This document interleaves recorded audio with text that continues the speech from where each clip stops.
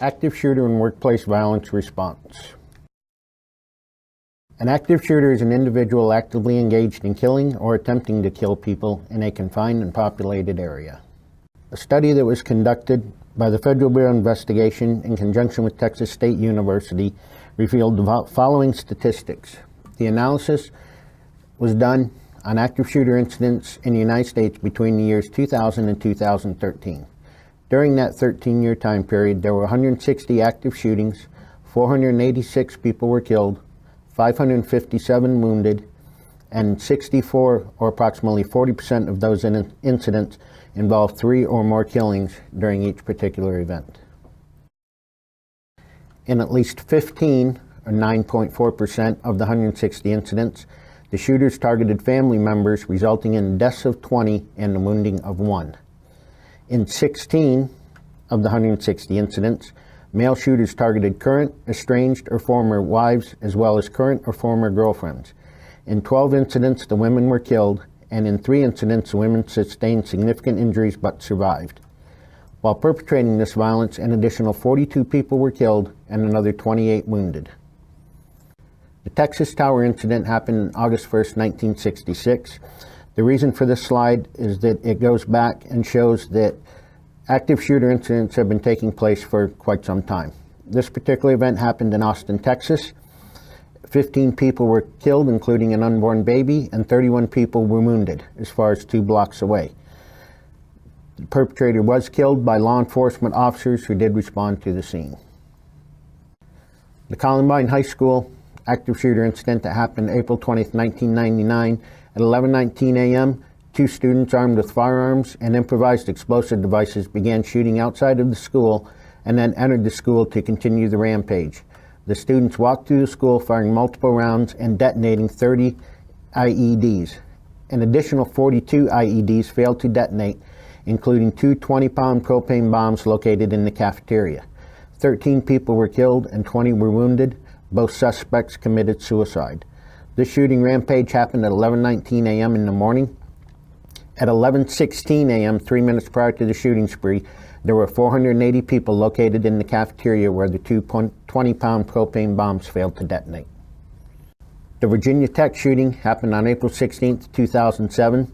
Shortly after 7 a.m., a perpetrator armed with 2 handguns began shooting in a dormitory at Virginia Polytechnic Institute and State University in Blacksburg, Virginia. 2.5 hours later, he chained the door shut in a classroom building and began shooting at the students and faculty inside. 32 people were killed, 17 were wounded. In addition, 6 students were injured jumping from a second-floor classroom. The shooter committed suicide as police entered the building. The Fort Hood shooting occurred on November 5, 2009 at 1:20 p.m. A gunman armed with 2 handguns began shooting inside the Fort Hood Soldier Readiness Processing Center in Fort Hood, Texas. 13 people were killed, 32 were wounded, including 1 police officer. During an exchange with gunfire, the shooter was wounded and taken into custody. On February 12, 2010 at 4 p.m., a female university professor armed with a handgun began shooting during a biology department meeting in the Shelby Center at the University of Alabama in Huntsville. She sat in the meeting for approximately 30 minutes, then stood up and began firing. 3 people were killed, 3 were wounded. The shooter surrendered to responding police.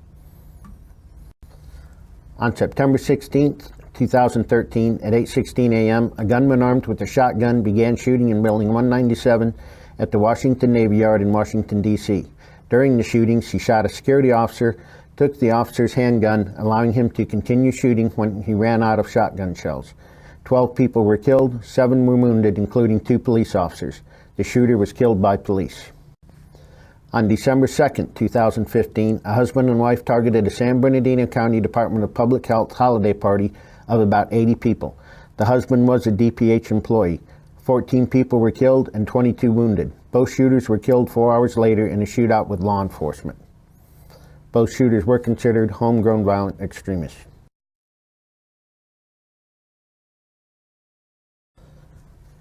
The best protection that we can use against an active shooter and workplace violence is awareness. You are aware of the people that work in your building. You're aware of things that belong in your building and do not. If you see something or someone that doesn't belong, the best thing you can do is report it. Report it to someone senior to you. You can call 911 if you feel that time is critical. and you can utilize the Eagle Eyes program that we have here at Marine Corps Base Quantico.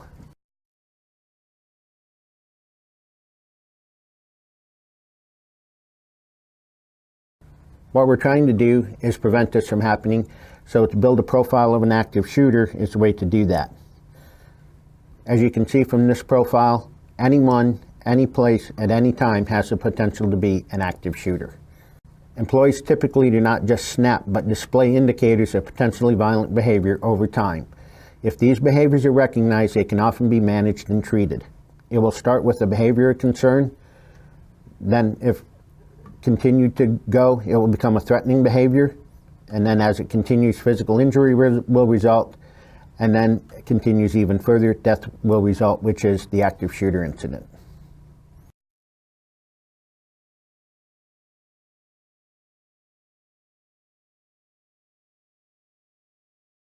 The next two slides are indicators of potential violence. Mixed in are behavior indicators as well as threatening indicators. Potentially violent behaviors by an employee may include one or more of the following. This list of behaviors is not comprehensive, nor is it intended as a mechanism for diagnosing violent tendencies. However, there are key things that you want to look for, words that are underlined like increased, decrease, overreaction, repeated.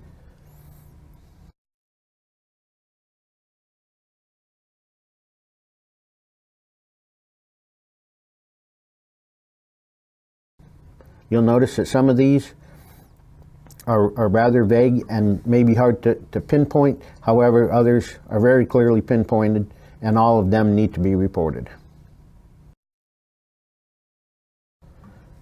There are some commonalities between active shooter incidents. Active shooter situations are unpredictable and evolve quickly. Typically, the immediate deployment of law enforcement is required to stop the shooting and mitigate harm to victims.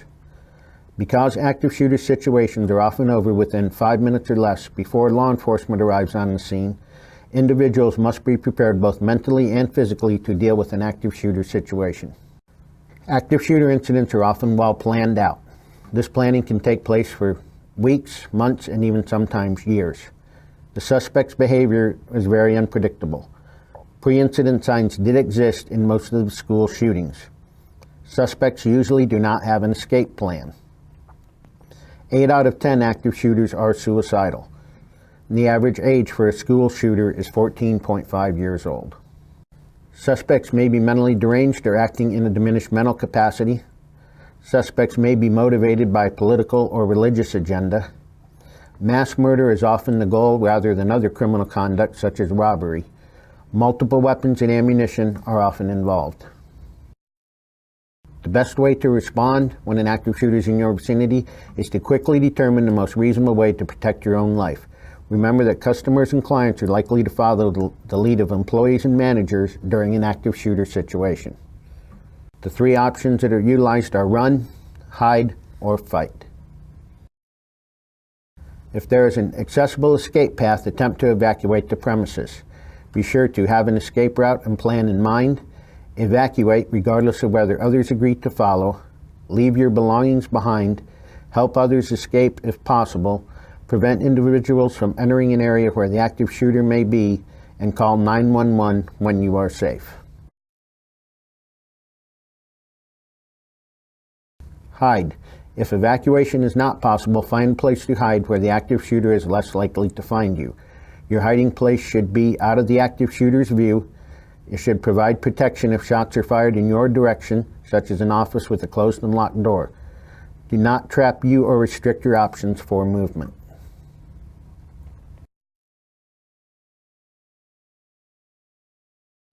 Silence your cell phone and or pager. Turn off any source of noise, radios, televisions, computers. Hide behind large items such as cabinets, desks, wall lockers, things like that. Remain quiet, and everyone in the room should remain quiet. To prevent an active shooter from entering your hiding place, lock the door and blockade the door with heavy furniture such as what's in the pictures. If you hear the fire alarm and you know that it is an active shooter incident, stay in place. This could be a tactic used by the shooter. Here is an example of that. The Jonesboro Middle School On March 24, 1998, fifth period was just starting at 12:35 p.m. when a fire alarm caused a student body and faculty to evacuate the building. This alarm was triggered by an 11-year-old who shortly after activating the alarm joined a 13-year-old in a field adjacent to the school. This location had a clear view of the exit doors used during a fire drill. At 12:41 p.m., as 87 students and 9 teachers evacuated the building, the two perpetrators began firing at the group with various weapons, including handguns, semi-automatic, and bolt-action rifles. In rapid succession, they fired 30 rounds at the group, killing 4 students, 1 teacher, and wounding 9 students and 1 teacher.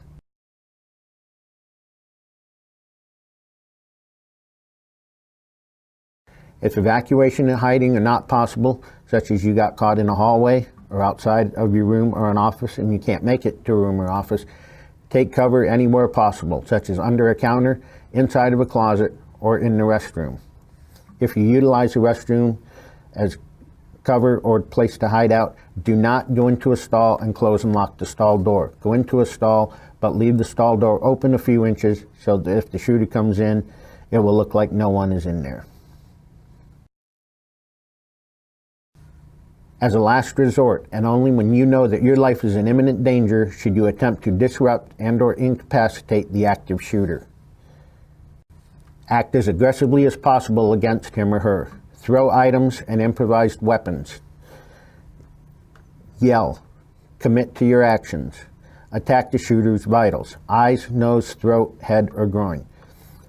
Most retailers or offices have scissors and box cutters which can be used in your defense. The center pole from a clothes rack, stiletto, or wedge heel, and leg from a desk or chair can serve as an impact weapon. A belt can serve as a flexible weapon to strike using the belt buckle or to strangle. If trapped with multiple people, work together to improve chances for surviving. Your goal is to get the shooter on the ground and neutralized. If the shooter breaches the door, you will only have seconds to mount countermeasures. Typically, when a person breaches a door, he will look straight ahead first. Those who are in direct line or across from the shooter should move away from the members who are positioned next to the door to distract the shooter. Members who are positioned on the side of the doors or at an ambush area should attack the shooter first. The most well-trained person should secure the weapon and be prepared to help defend others. Move others into a position of cover away from the initial line of fire and prepare to defend. How to respond when law enforcement arrives. Officers may wear regular patrol uniforms or external bulletproof vests, Kevlar helmets, and other tactical equipment. The pictures here illustrate what responding law enforcement officers will look like aboard Marine Corps Base Quantico.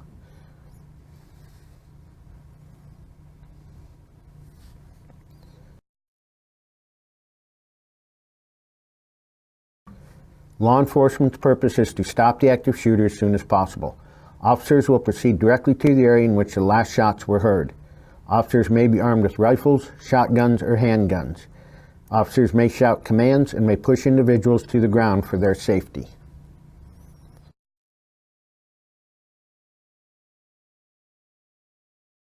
Remain calm and follow the officer's instructions. Put down any items in your hands, such as handbags, purses, jackets. Immediately raise hands and spread your fingers with your palms facing forward. Keep your hands visible at all times.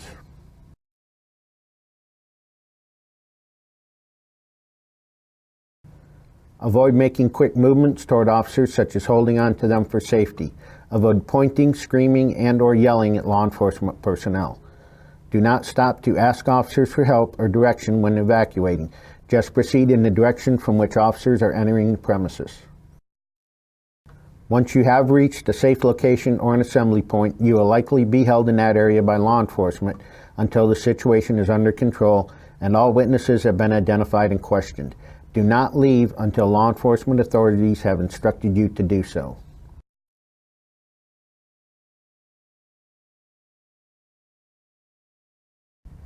Information to provide to law enforcement or the 911 operator. Location of the active shooter, if known. Number of shooters, if there are more than one, if that is known. Physical description of the shooter. Number and type of weapons held by the shooter. Number of potential victims at the location. During this brief, we've talked about recognizing behavioral concerns and threatening indicators, reporting all suspicious activity. We talked about run, or evacuating the building, hide going into lockdown, and fight as a last resort.